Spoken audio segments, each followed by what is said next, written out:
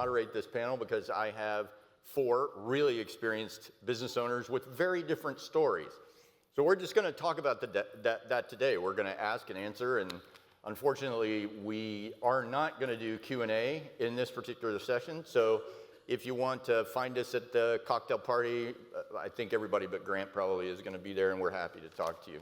So we have 2 active business owners, right? And we have 2 exited business owners. So Scott and Mike are the exited business owners, different stories, and Grant and Josh are active in their businesses. So we're just simply going to make short introductions to kind of set the baseline, and then we're going to start having a conversation, right? So why don't you go, Scott, first, and tell us a little bit about your story, 2 minutes. All right. We were a design-build company. We designed and built churches across America. My dad was a preacher's kid, and his dad was going through a building program. Yeah, we need the mic on. That went bad. Hello? Hello, hello. Hello, hello. Check? Check? No? Nope. Check? They lied to us. All right, he's coming out with new equipment. There we go. All right. So we were a design-build company that designed and built churches across America. My dad was a preacher's kid, and his dad was going through a building program in 1965. It went bad. Dad stepped in and helped, and then someone said there ought to be a company exist to see this never happens to churches again. So Dad incorporated in 1970. I'm one of 5 kids. He grew up big enough so we'd all have the opportunity, if we wanted to join. 3 of us joined and stayed. We became the 2nd generation, transferred the power from Dad, who became the chairman of the board. We had a board of directors because we knew there wouldn't be a 3rd generation family member CEO. So we had a board of directors in place. Then this little thing called 2008 happened to us, like it happened to everybody else. In the next 5 years, we had a slide in sales every year for the next 5 years until the board of directors asked me to shift from being the VP of operations over 24 years and become the CEO with 1 role to reinvent our 40-year-old business. And so I went to work on a whiteboard, came up with a business process, and we were 2 years into it, but the 5-year slide made us vulnerable to 1 project that had to start in June of 2015. I was 50 years old at the time. We had $20 million in various stages of design under contract that we were working toward, but we needed this 1 project to start.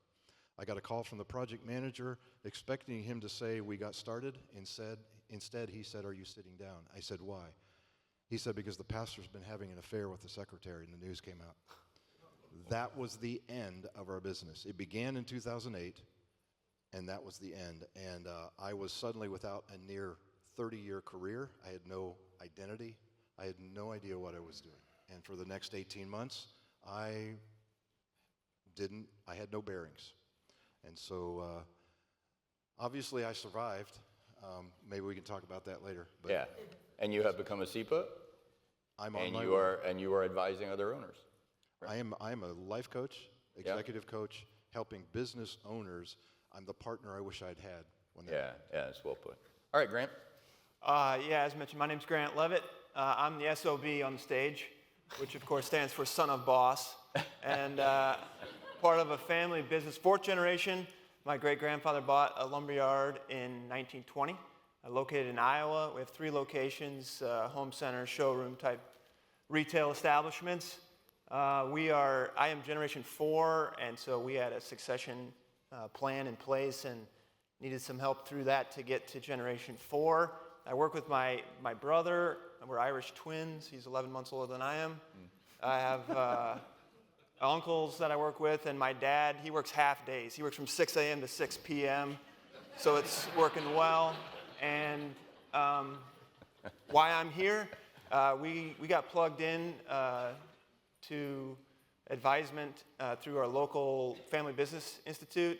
We did a thing called live case study, where they take your family, give you a survey, fill it out individually, and then kick you to a group of professional service providers, much like all of you.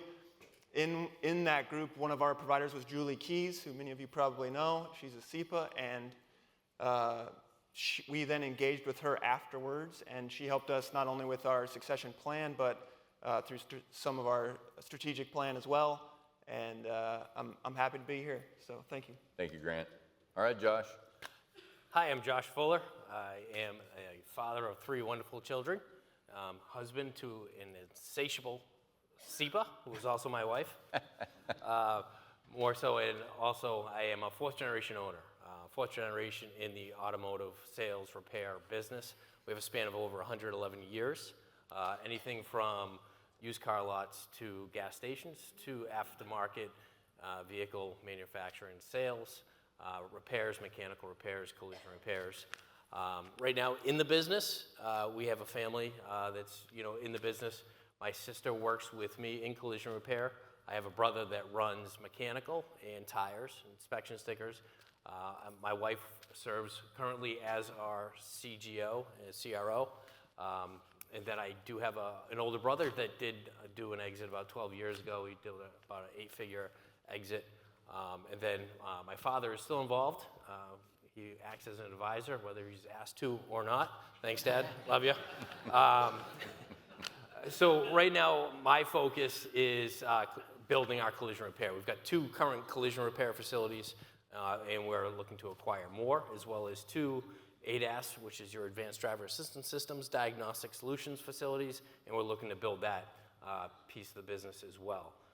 We were introduced to the value acceleration methodology because my wife became a CEPA. It was at a perfect time because I was kind of stuck in that in this sense of the business, and so we've been working with a value growth advisor. They're here, Cultivate, Greg Maddox, for the last 1.5 years, and it's just been a great fit.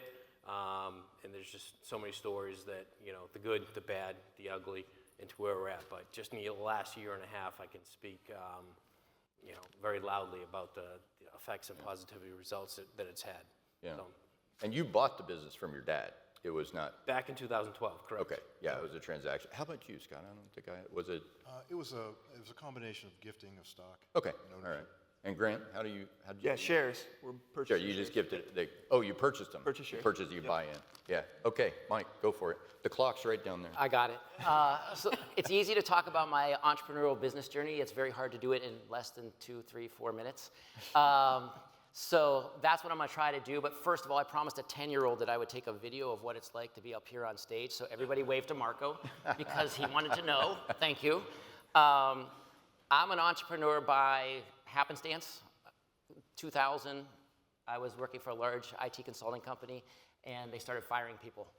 And so on my way out the door, I said, hey, by the way, why don't you give me my 4 clients? And they said yes. So I became 1 man, 1 computer, 4 clients. It was going great. 6 months later, I talked to a friend of mine. I'm like, hey, you want to join, Bill? Bill's like, sure.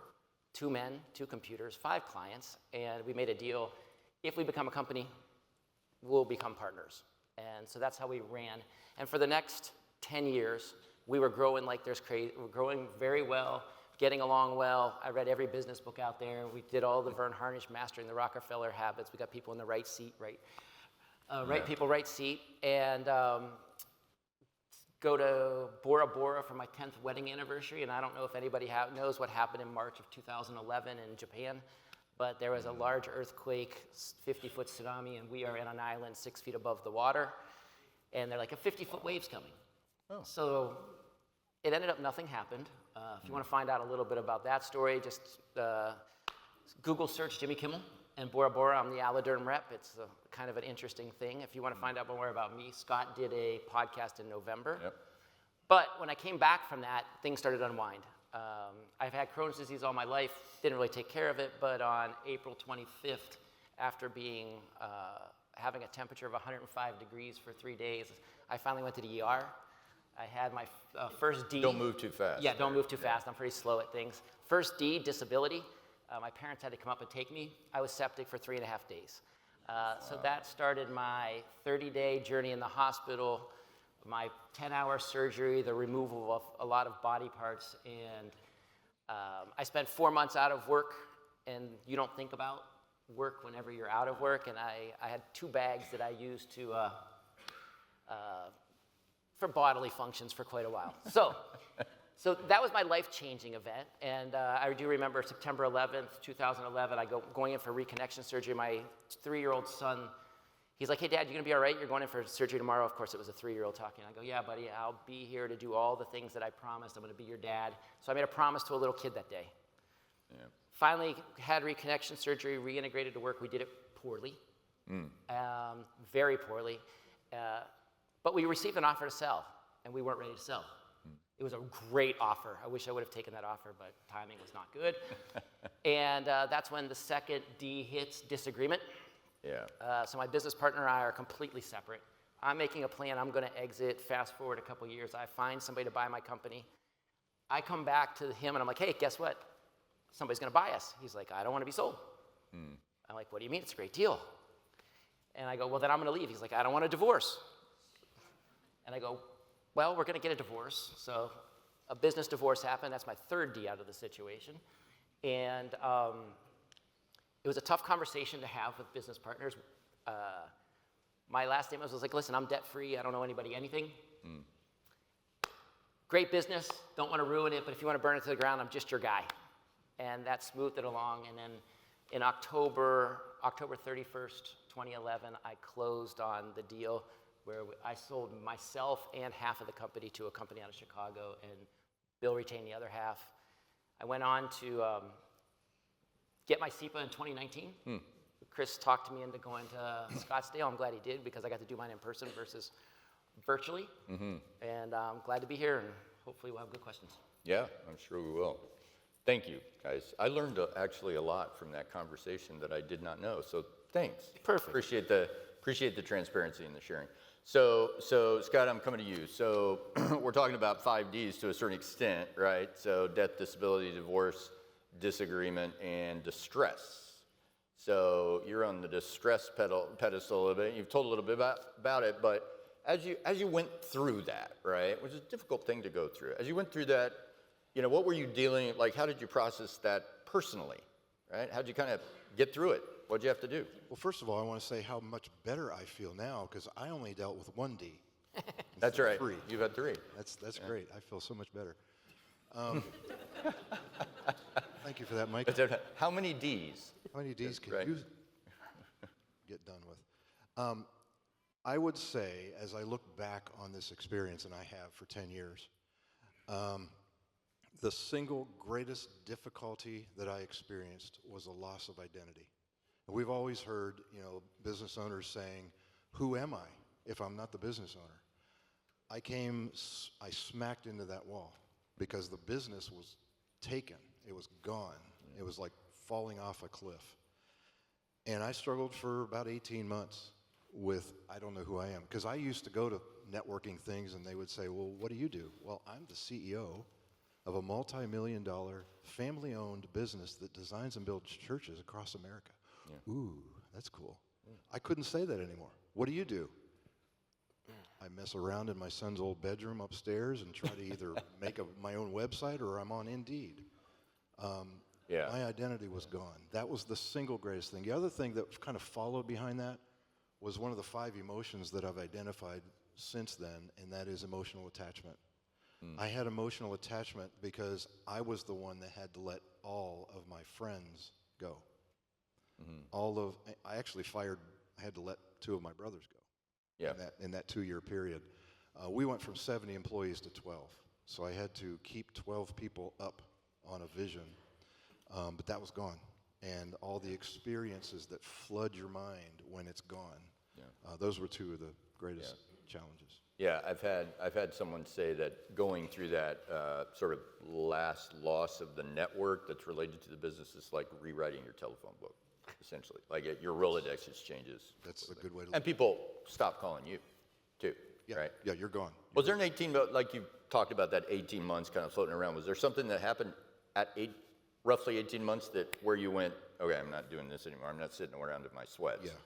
Yeah. I was lucky enough, fortunate enough, to be in touch with a friend. We didn't know each other until then. It was about 6 months after we closed the business. He came over to me at a wedding reception of a mutual friend. One of our kids' friends was getting married, and he was going through a very difficult time as well with his family business. They had 2 businesses. His dad was trying to close his part, and it wasn't going well. He came over, and we commiserated. He ended up hiring me to consult with his business. So I kind of did that on the side, but I didn't know who I was. I hit the wall when my wife, who also lost her job when we closed the business, she had landed a job, and she shared with me the anniversary date of her, and I could not believe I was frittering away all these months. Yeah. That I just said, I've got to do something. And that's when I committed to starting my own business, because I had coaching experience as well. Yeah. And that's what I started. Well, to a certain extent, I think once an entrepreneur, always an entrepreneur, right? Well, I call myself an accidental entrepreneur. Yeah. I have, for almost 30 years, I was content to be the second chair and make the leader look really good, right? I'm an accidental entrepreneur. However, that doesn't mean I don't love entrepreneurship. That's right. I absolutely love it. I just never knew I did. And family business baked into your in your bones, right? Into the DNA, Yeah, right? yeah. Right from the beginning. Right. I would These imagine. these stories of family business, I resonate. I want to remind everybody, we've got 2 business owners up here whose families have been in business more than 100 years. I don't know if you understand how rare that is, but we're getting down into the fractions of fractions at this point. So rarefied air, rarefied experience. I'm glad that you guys are here. Grant, I want to come to you next. So, you were at your Gen 4, right? So you told me you had an exit plan related to Gen 3, right? But you said you needed advice on that, right? What was going on at the time, right? You've talked a little bit about the reluctance of generations to kind of accept advice and do the planning. Fill us in a little bit on what was going on there. Sure. Yeah. I mean, obviously the succession plan was apparent. The kids came back, right? My brother and I were working there. And so it was part of the plan. It maybe just wasn't as formalized as what we would have, should have had, could have had. And so, yeah, we had that basis of what we wanted to have happen, but we needed some advice to get there. And I think if we would have been met with a response of, this is the plan you need to do, instead of maybe listening or trying to understand our plan that we wanted to pursue, it would have been drastically different as far as our experience with an advisor, for sure. I think 80% of what we do is commonplace small business, family business stuff, right? We're buying stuff, we're selling stuff, we're delivering stuff. It's pretty straightforward. There's 20% of the stuff that we do makes us different. Now, that's our competitive advantage, but also our family dynamics, who we are and what makes us different, and all the emotional stuff that comes with that. The problem, especially as I try to think through in your shoes a little bit as an advisor, is you got to be listening 100% of the time. It's not linear. It's not like you can skip the 80. I get that. It's the 80 with the 20 sprinkled in that you're trying to pick up. And that stuff is so important for me and my family on our side of the desk to make it be mutually beneficial and to help us accomplish what we were trying to do, which was have an exit for 3 and welcome 4, a two-way street, I mean, Yeah. trust, all that goes into it. 3's got to trust 4, 4's got to,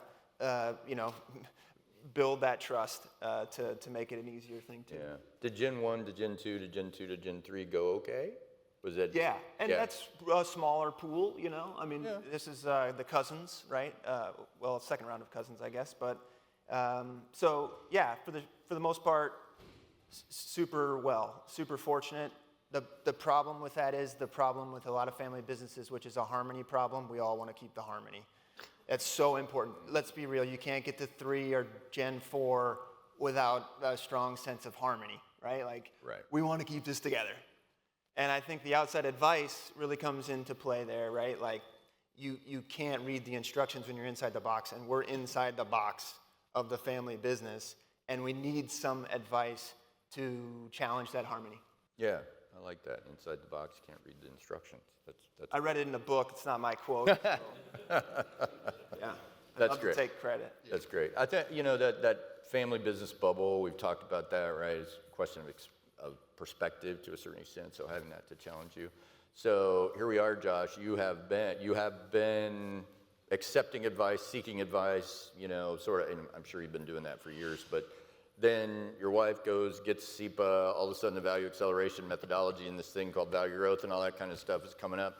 So what was the key factor in your mind for sort of pursuing value growth? Like Was there a switch? Was there, I mean, you were seeking advice. What kind of criteria were you using to identify the right professionals to work with? How'd that Really came into play when we first started. My wife in the financial services industry for 20 years, and back in 2022, we were on vacation, and she was reading a book.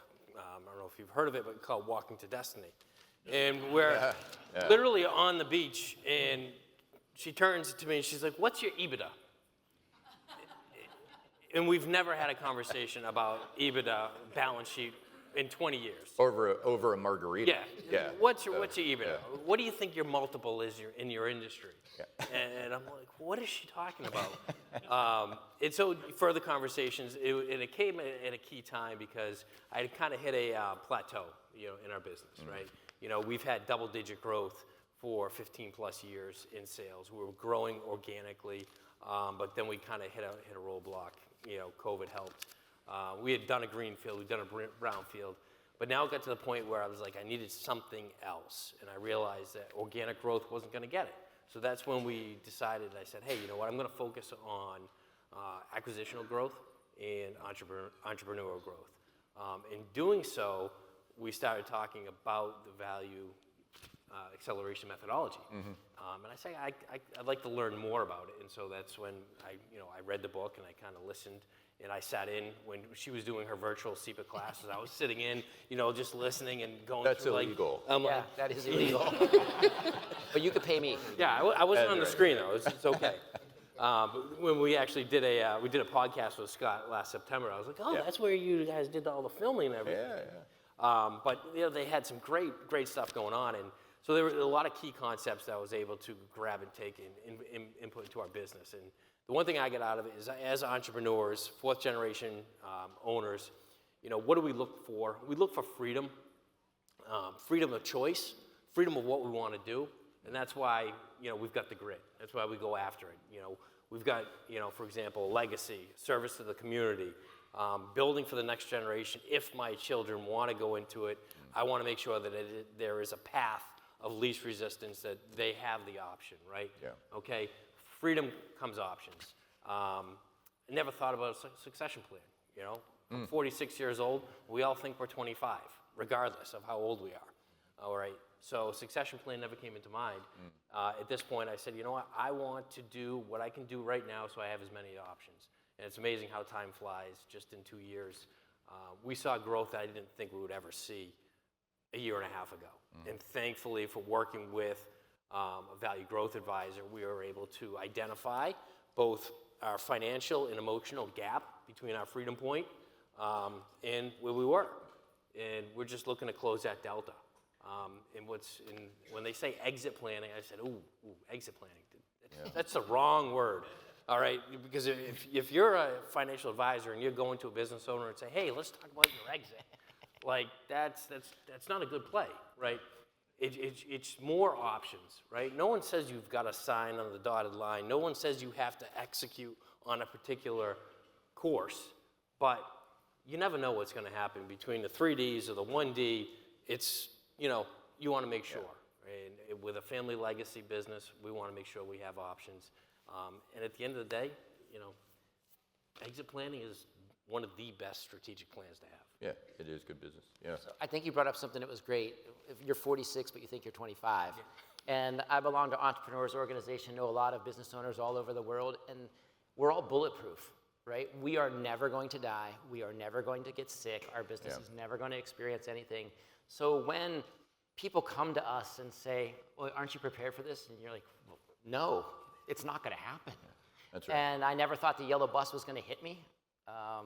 I was never going to retire. I was in a lifestyle growth business, not a value growth business, because I was going to make it last for 20 years. And somebody said at lunch today, it was related to this topic, they're like, well, how do you tell the business owner that you're wrong? And I'm like, never, ever go into a business owner and say, you're wrong. Yeah. You can say, hey, I got some ideas, let me share a story. But we're bulletproof, man. Have you ever thought, do you look back? Like, if you look back, people are chasing you. But if you run forward, you don't see anything but blue skies. Yeah. So I think it was great that you said that. Yeah, go I ahead. want to pick up on that because personally, we feel like we're going to live forever, right? In our case, we felt the business was going to live forever because we were building churches, not terrorist camps. Right. We were building Everybody needs a church. God's, Yeah. we were in God's business, Yeah. right? We had $20 million under contract. Yeah. We'll be fine. That's, the little dimension. We had to sign personal guarantor, to renew our line of credit that was maxed out. Yeah.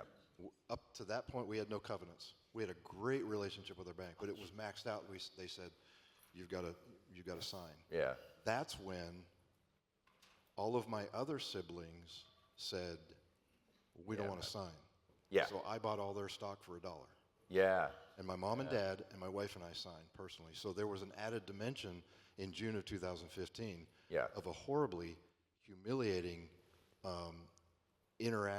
invasion into our personal life that was another dimension. Now, when I tell that to people, I say, now, don't judge me. We signed because we believed in what we were doing. Yeah. We committed to it. Yeah. We put our names on the line. Sure. And it came back to bite us. But we thought we'd live forever. I think being an entrepreneur and owning a business is, at its very core, a hopeful kind of, daily hopeful life in a way. I mean, if you don't believe in tomorrow, you're not going to do this, right? But it can blind you a little bit. Yeah, it definitely blinds you. In fact, Jim Collins wrote in his, everybody knows Good to Great, but he wrote a book after called How the Mighty Fall, which is 5 stages of a decline. And this is something I think CEPAs really need to hear. Yeah. We suffered from stage 1. I mean, you read that book and you will read what our family business did. Stage 1 is hubris, born of success. Yeah. We slid for 5 years because we were saying, we've been successful for 38, 39, 40 years. We'll just keep doing what we're doing. Yeah. But the 2008 shifted other things that we were blind to. Yeah. And having those contingency plan in place of the what ifs, if this scenario, really important, I think. I mean, you can't, that's part of strategic planning, right? Running scenarios, because there's never just one. You talk about options. All right, let's talk about the value acceleration methodology. Well,